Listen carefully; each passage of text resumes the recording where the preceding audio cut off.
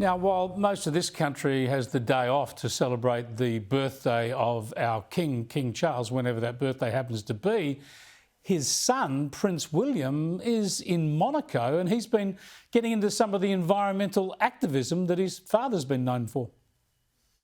For the future of our planet, for the future generations, we must listen to the words of Sir David Attenborough. If we save the sea, we save our world. All things being equal, Prince William will be our next king. Let's go to Sophie Elsworth, News Corp's Europe correspondent and contributor here on Sky News, joining us live out there in the middle of London with Buckingham Palace in the background. Looking a picture there, Sophie. Great to catch up with you again. Prince William, our monarch but one, getting into the environmental activism, just like the old man.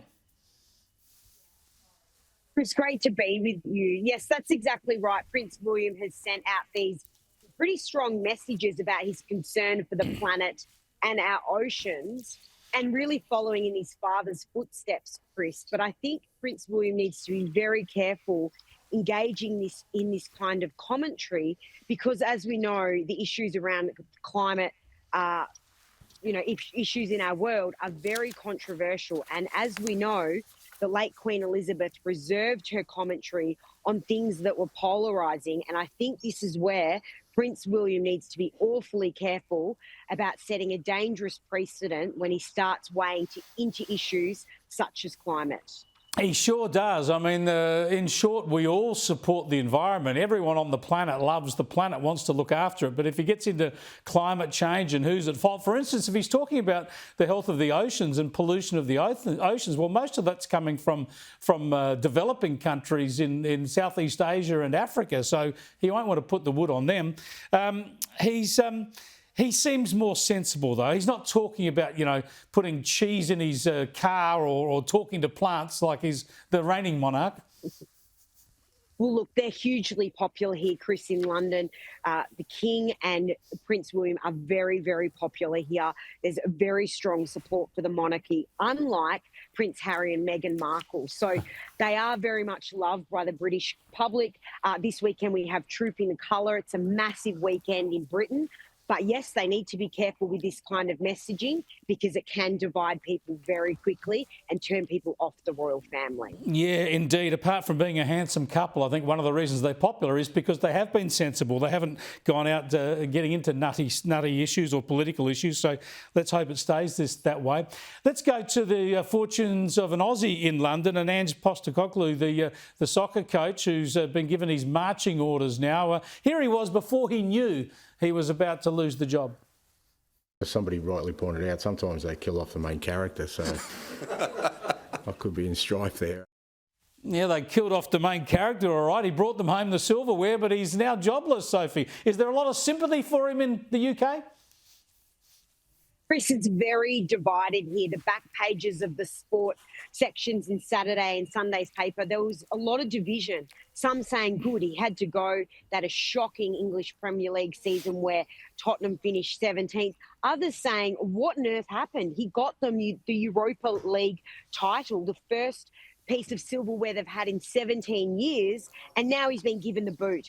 But it seems that Ange Postecoglou's career is far from over.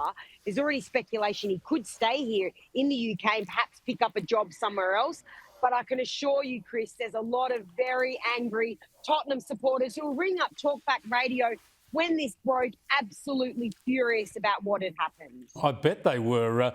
I tell you what, it turns out he's a Carlton supporter in the AFL, and after Carlton won the other day, the Carlton coach Michael Voss was asked whether there was room for Ange Postecoglou at Carlton, and they said they'd welcome him, but they probably couldn't afford him. But maybe he'll turn up for a session or two.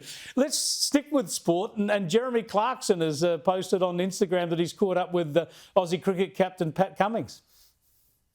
Yeah, that's right. So Jeremy Clarkson, as we know, has his hugely popular program, Clarkson's Farm, where he bought this farm out in the Cotswolds.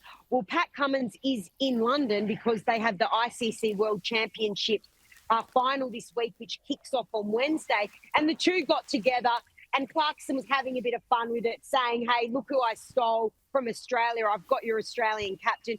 Clarkson said before he's not the biggest fan of cricket. But look, Pat Cummins and the Australian side are hoping to win this championship final here against South Africa.